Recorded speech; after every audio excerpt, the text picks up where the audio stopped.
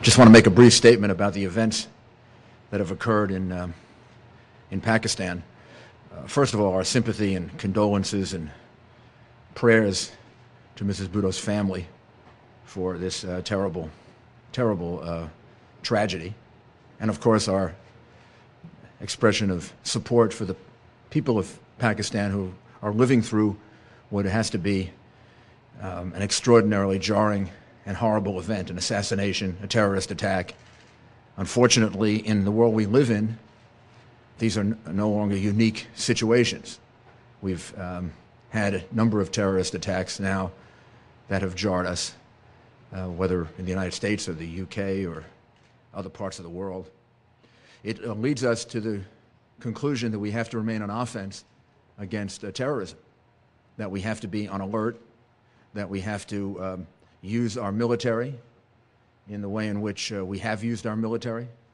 We have to look at Afghanistan now and see, do we need to redouble our efforts to make sure that things don't move back to where they were before? The United States military had a great victory in Afghanistan back in 2001 and 2002 in routing the Taliban, removing them, driving al-Qaeda back. We've got to make sure that those are made permanent, that those gains are made permanent. And we have to work with the people of Pakistan to make certain that they preserve a democracy, they preserve a rule of law, they move even further in that direction. We can't let this be a step back. We have to let it become a step forward toward stability, democracy, rule of law, and then something positive can be taken out of something that is really tragic, which is what the effort of all good people should be when something like this happens, to see what can we do to stabilize and what can we do to use this to accelerate the effort in Pakistan toward a full and complete democracy, a country in which people are protected, a country in which the rule of law is predominant. All of those things are too difficult to answer all in one day, but that has to be the direction that we go in.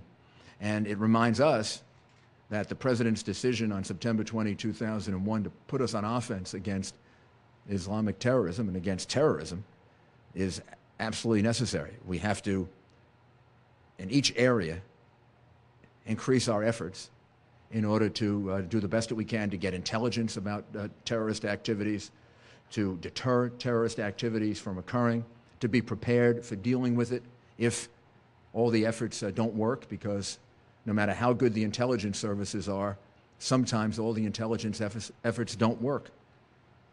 For me, this is a particularly personal experience because I lived through September 11, 2001, and then I lived through the attack in London a few years later. I was a half block away from the first bomb that went off.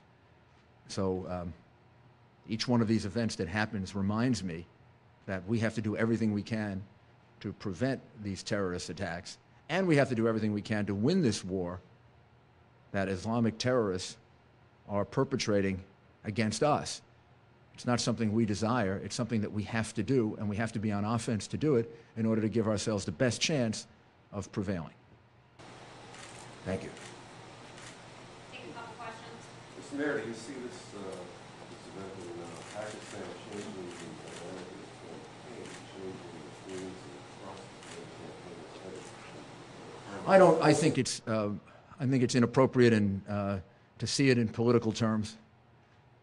The reality is this is an issue of security, national security. Obviously, for the people of Pakistan, for the region, Pakistan, Afghanistan are one region in many respects, right? What happens in one affects the other. It's a matter of national security for all of us because it reminds us that we're all in this together. You have a list of all the different terrorist attacks.